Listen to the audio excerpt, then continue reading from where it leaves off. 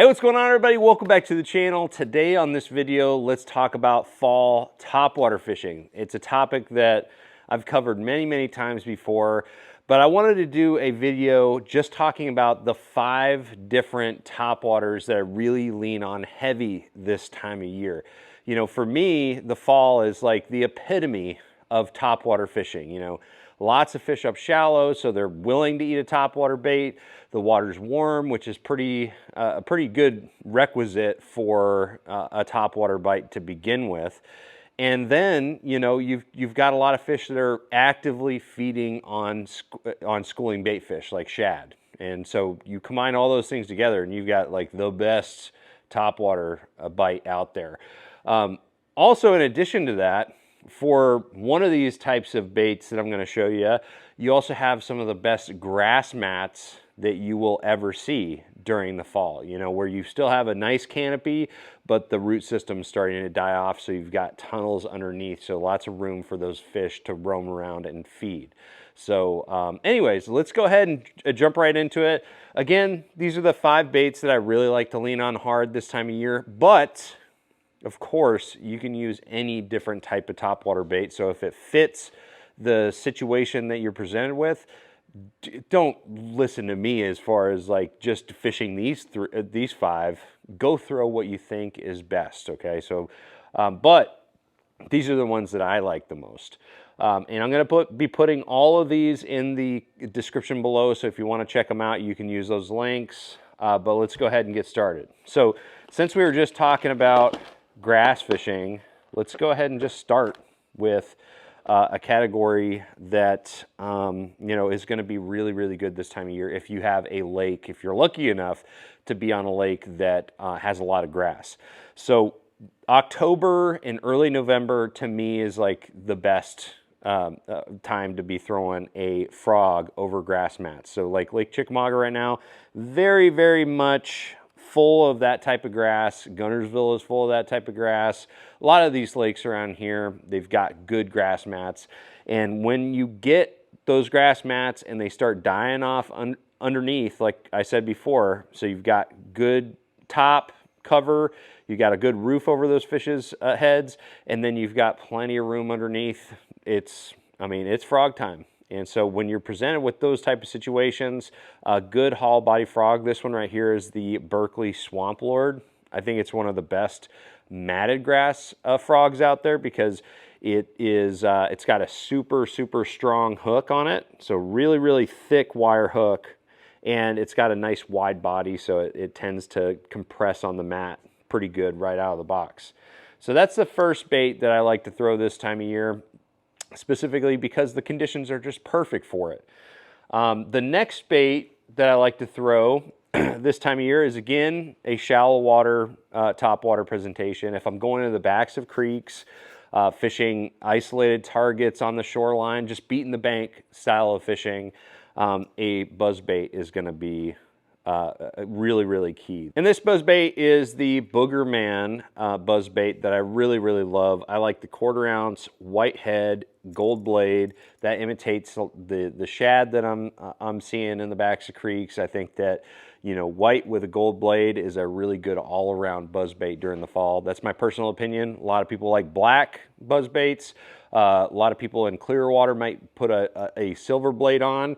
All those things I do not disagree with, but that tends to be the color combination that I like the most. But buzzbaits are really good for just covering water in, I would say, 3 foot or less. If you're in the back of a creek, your trolling motor's kicking up mud, and you're looking for a bait that can, you know, you can just move really quick, cast to any type of target you're looking at, a buzzbait is a really good one. All right. Next is another category that's very similar to a buzzbait, but it's better for open water. It's better for pulling fish from deeper water. It's something I like to throw around, you know, lay downs and things like that, but not get right into the lay down. And it's a topwater bait that I like for clear water. So if I'm in a creek, for instance, I'm just trying to paint the picture for you to kind of show you the difference between a buzzbait and this category. If I'm in a creek that has steeper sides, maybe my boat's sitting in 10 foot of water or just deeper water in general, and I'm casting to a bank that drops off pretty fast, right? And maybe I have clear water, then I would like to throw with a buzzbait. This is what I'll throw. Okay, this right here, plopper style bait. This is the Berkeley Chapo. I really like this one a lot. This bait tends to call fish from deeper water and from steeper banks, and in clear water I feel like it works better than a buzzbait. And so this has become my replacement tool for a buzzbait in those kind of conditions. I don't know what it is between the buzzbait and a plopper style bait, but a plopper is going to pull fish from further away than you would see with a buzzbait. So that is another bait that you definitely want to be throwing this time of year. All right, and then there's two other baits. I'm going to kind of lump these together a little bit. There are two baits that I really like to throw when I'm facing more main lake type of structure. Maybe it's a larger expanse of area where you have pretty much no cover on the surface, but you're looking to call fish up from whatever they're on. Usually, especially out here in Chickamauga, it's like these bars, these shallower bars. You might have grass growing up, not quite to the surface, but you need a tool that can cover water very, very quickly and pull fish from, those deeper areas. And I'm not necessarily saying it's super deep, but it could be 5 foot of water. And you want to pull those fish from the bottom up.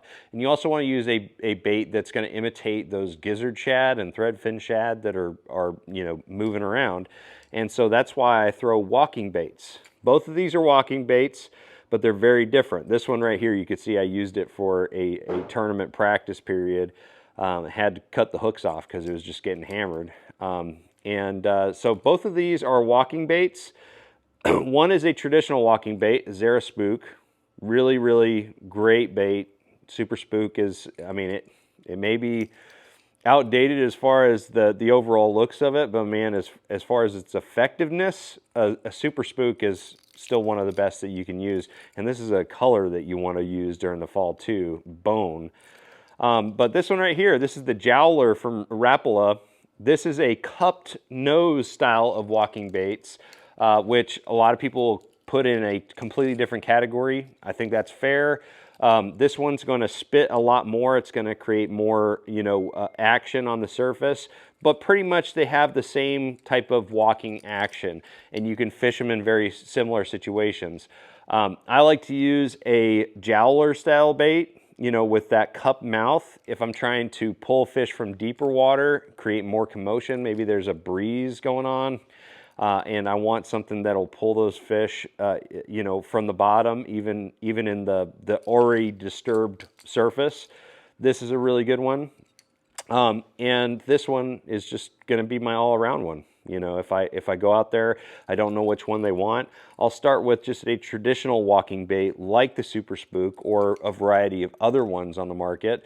And then I'll switch to this one if I feel like I just am not getting the pulling power with this. I'll go ahead and switch to that one. So, and also, if fish are like, you see like a school of gizzard shad like fleeing away on the surface, this actually may be a better option because it's creating so much spitting action. It really imitates the frenzy that's happening on the surface with that spitting mouth. So anyways, those two, they're very, very similar, but slightly different and work in different situations. They're interchangeable, but I feel like one is going to do a better job just slightly than the other in certain situations. So anyways, guys, those are the ones that I like to fish. That pretty much covers all the different scenarios that I face out there during the fall with topwater baits. Maybe not all of them, but the vast majority of them. There's always time to throw a popper or even throw a blade bait or something like that on the surface. So don't discount any of the other topwater baits that are out there. But these right here, these 5, if you have these tied on, you're pretty much gonna be good in most situations. So let me know if I missed any in the comment section below. Also check out those links in the description. I'm gonna see you guys out on the water. Make sure you trust the process.